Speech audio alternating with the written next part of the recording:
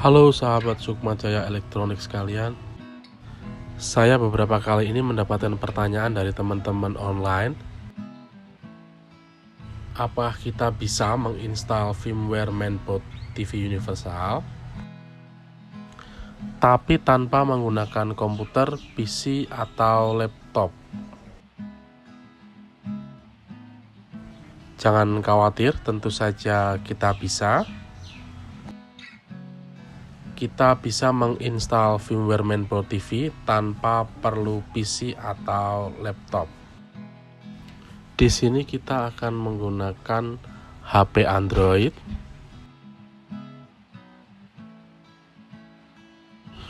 Ditambah dengan menggunakan USB flash disk dan adapter USB OTG, USB on the go. Ya, yang seperti ini ya. Jadi nanti kita akan pasang flash disk ke adapter OTG untuk kemudian kita hubungkan ke handphone kita.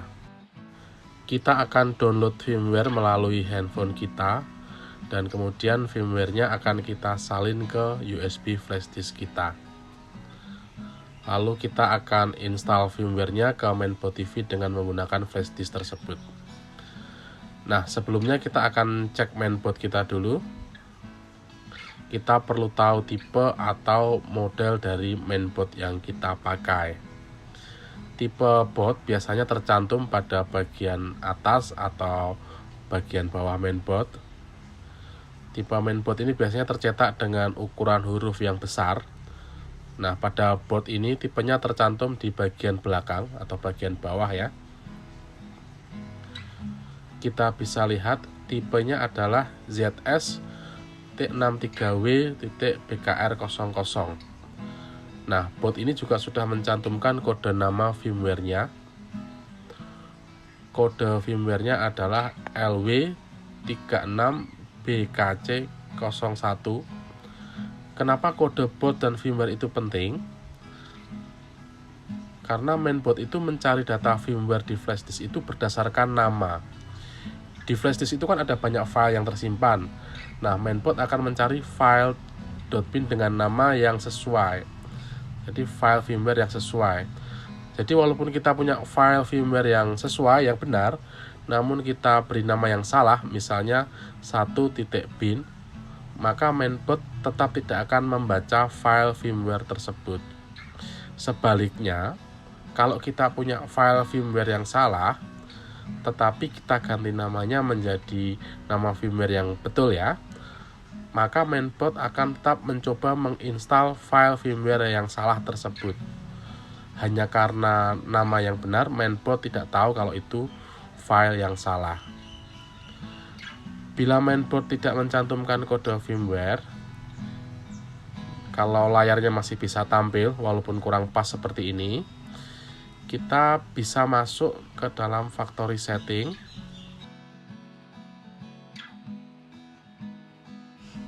Kemudian kita cari bagian info dan kita tekan OK. Nah, di sini kita bisa lihat beberapa info tentang mainboard ini ya, yang juga menampilkan nama mainboard. Kemudian di bawah ini ada nama firmware pada bagian software update. Jadi pada board ini nama firmware-nya adalah LW36BKC01.bin.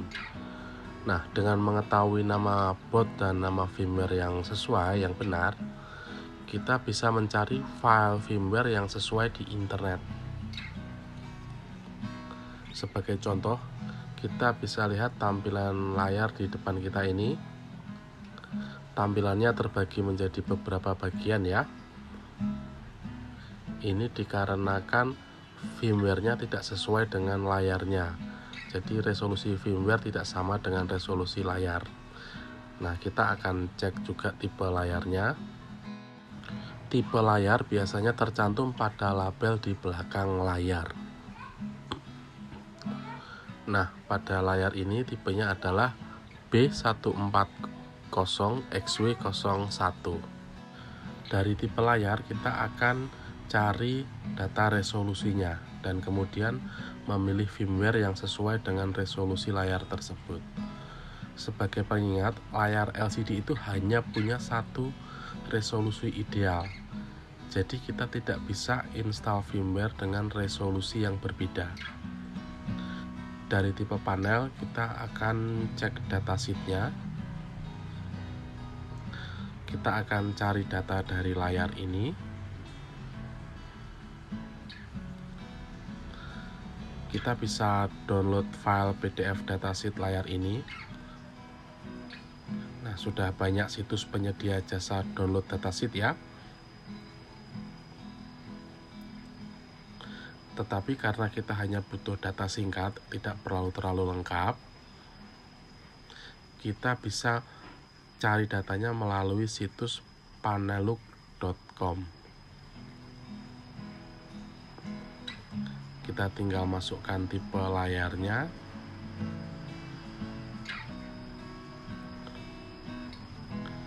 Nah, kemudian kita bisa melihat ringkasan datanya. Di sini resolusinya 1366 x 768. Kita bisa cek juga ukuran, kecerahan, VCC, interface, dan data-data lainnya. Nah, jadi sekarang misi kita adalah kita akan mencari firmware untuk mainboard ZS63W PKR00 yang nama filenya adalah lw36bkc01.bin untuk layar dengan resolusi 1366 x 768. Kita bisa googling di internet untuk mencari firmware ini. Kita bisa gunakan nama mainboard ini sebagai kata kunci ya. Nah, kita bisa lihat hasil pencariannya. Banyak yang sudah mengupload firmware untuk board ini. Link YouTube kami juga muncul sebagai salah satu hasil pencarian. Kita bisa bandingkan dengan link-link yang lain ya, bisa dilihat dari ringkasannya. Nah, kita akan pakai link video YouTube yang tadi saja, link video YouTube kita. Nah, di video YouTube ini link download firmware sudah kami taruh ada di bagian deskripsi. Kita bisa klik link tersebut untuk mendownload file firmware dengan resolusi 1366 x 768. Nah, ketika link ini kita klik, ini akan membawa kita ke Google Drive tempat saya menyimpan file firmware ini. Kita bisa lihat file firmware-nya dan kita klik download. Setelah terunduh, firmware ini akan tersimpan di handphone kita. Kita bisa buka aplikasi file manager di handphone kita. Kita masuk ke penyimpanan handphone kita ya. Aplikasi file manager ini namanya bisa berbeda-beda ya, tergantung merek handphonenya. Kita masuk ke folder download. Nah, di dalam folder download ini kita bisa lihat file firmware yang baru saja kita download ada di bagian atas. Ada keterangan waktunya just now ya, yang berarti baru saja di download. Kita akan pasang adapter USB OTG ke port USB di handphone kita. Kemudian kita sambungkan lagi ke USB flash disk. Kita akan menyalin file firmware dari handphone ke flash disk. Nah, kita pilih file firmware yang akan kita salin. Kita tekan lama. Kemudian kita tap copy atau salin. Nah, kita akan pilih lokasi penyimpanan yang lain atau destination. Kita akan tap pada icon USB flash disk dan kita tap tanda centang untuk menyalin file firmware ke dalam USB flash disk. Nah, kita coba keluar sampai halaman depan file manager ya. Kita tap lagi icon USB flash disk untuk melihat isi di dalam flash disk. Nah, kita bisa lihat file firmware yang baru saja kita salin sudah ada di dalam flash disk kita. Selanjutnya kita turunkan bar notifikasi dari handphone kita. Pada notifikasi mengenai flash disk, kita akan tap unmount. Jadi ini semacam safely remove kalau di laptop ya. Ini untuk melepas flash disk dengan aman agar tidak ada data yang hilang. Tunggu sebentar sampai prosesnya selesai.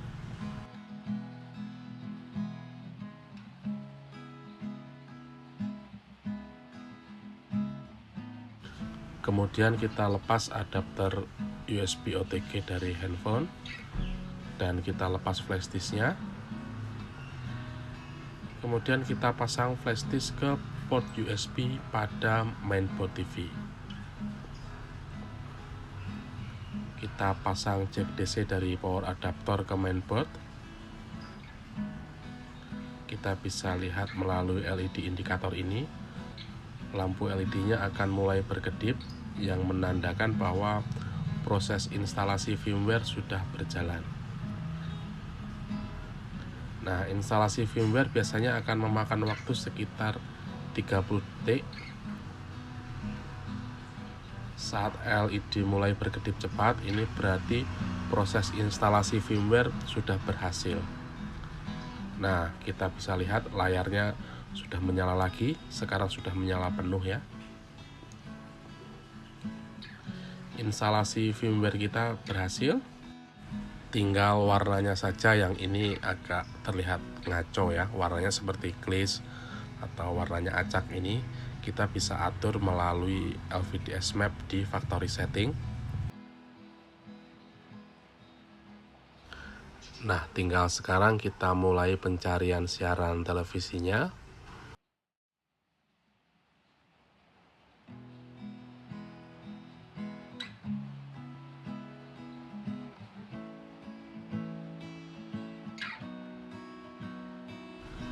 Nah, selamat menikmati hasil siarannya. Kita bisa lanjutkan ke contoh berikutnya ya. Sekarang kita akan ganti menggunakan mainboard model yang lain. Mainboard ini modelnya adalah ZS 3663LB BKR00 dengan nama firmware LB36BKC15. Nah, langsung kita rakit dengan layar yang sama. Mainboard ini modelnya mirip dengan yang tadi, cuma beda tipenya. Nah, kita lihat hasil tampilannya blank putih saja, tidak ada gambar ya. Kita akan download firmware untuk board ZS 3663LB BKR00. Nah, kali ini kita akan download dari link yang sudah saya upload di Facebook saya. Kita masuk ke halaman Facebook Sukmajaya Elektronik. Kita bisa cari postingan tentang link download firmware untuk mainboard ini. Nah, firmware-nya tersimpan di situs hosting Mediafire ya. Jadi ini hanya linknya saja di Facebook. Kita tap link download firmware. Nah, setelah masuk ke Mediafire, kita tap download. Kita tap tombol download. Kita tunggu proses downloadnya sampai selesai. File firmware yang kita download akan tersimpan di folder download dari handphone kita. Kita buka kembali aplikasi File Manager. Kita masuk ke folder download. Nah, di bagian atas ini kita lihat file yang baru saja kita download dengan ekstensi .zip, jadi bukan bin ya. Nah, file manager saya ini bisa langsung membuka file zip, jadi bentuk file yang dikompres. Nah, file firmware yang asli LB36BKC15.bin ini tersimpan di dalamnya. Dari file manager ini bisa langsung kita salin ke flash disk. Tetapi pada handphone model lama kadang tidak dilengkapi fitur untuk bisa melihat isi file yang terkompresi. Dibutuhkan bantuan dari aplikasi lain seperti Unrar, WinZip atau WinRAR. Di sini saya menggunakan aplikasi Easy Unrar Lite. File firmware memang sering disimpan dalam bentuk kompresi ya dari pabriknya. Ini untuk menghemat ukuran dan memudahkan distribusi file. Nah, kita akan buka aplikasi Easy Unrun Lite.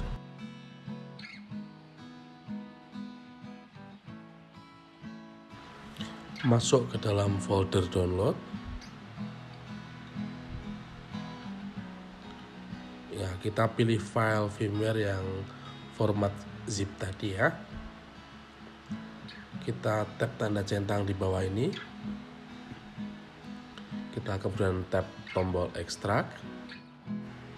Nah, di sini kita akan memilih folder tempat hasil ekstraksi nanti. Kita bisa bikin folder, silahkan dinamai foldernya sesuai keinginan.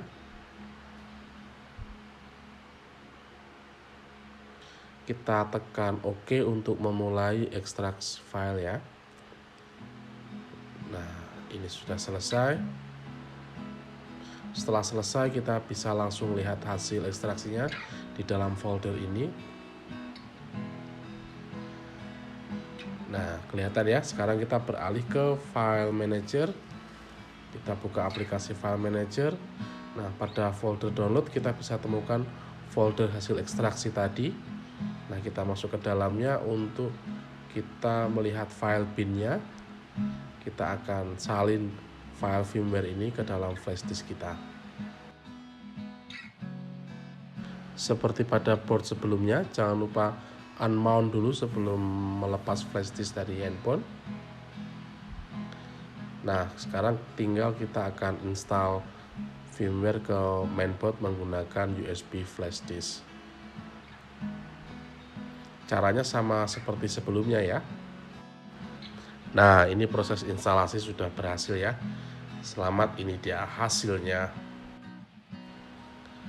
Nah, caranya mudah kan? Demikian tutorial kita pada kali ini. Semoga bermanfaat untuk kita semua. Selamat berkarya, semoga hari ini berjalan dengan baik. Dan kita akan ketemu di video-video selanjutnya.